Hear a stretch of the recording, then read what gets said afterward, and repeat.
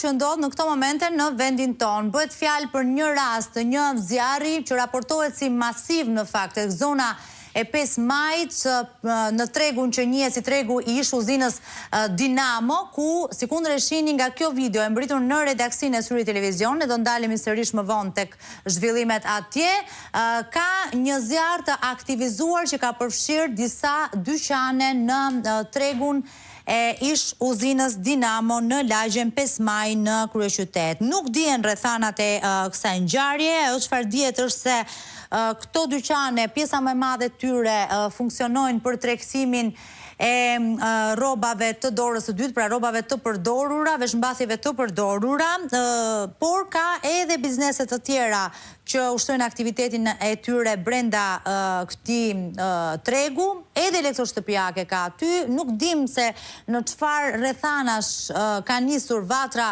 e zjarrit dhe se si ka marrë fuqinë kaq të madhe ajo brenda vetëm pak minutave, pavarësisht një moti me një lagështi të konsiderueshme që ka përfshirë kryeqytetin. Do të kemi më shumë detaje në vijim, por shihni, vatrat e zjarrit janë të mëdha, sasia e madhe e tymit që çlirohet në ajër dhe gjuhët e flakëve të cilat janë shumë të larta. Nga këto pamje duket qartësisht kjo. Është bërë një rrethim me çfarë duket i zonës për të si mas sigurie ndaj banorëve që jetojnë aty pranë apo ndaj bizneseve dhe biznesmenëve që janë aty dhe ushtrojnë aktivitetin e tyre dhe kanë bërritur pra forcat e emergjencës tashmë në vendin e ngjarjes.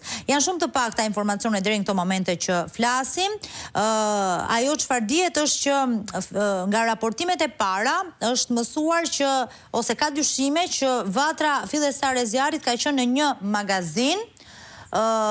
Nuk dihet më shumë se sa kaq, po kam Kledi Boldin tani, kolegun ton, i cili Kledi, gjatë gjithë ditës sotme i e ndalur me përmbytjet, ndërkohë që tani ai do duhet të ndalet dhe të raportojë për këtë zjarr që ka përfshirë këtë treg në tregun e ish uzinës Dinamo pra në lagjen 5 maj. Ka disa minuta që zjarri ka përfshirë këto ambiente.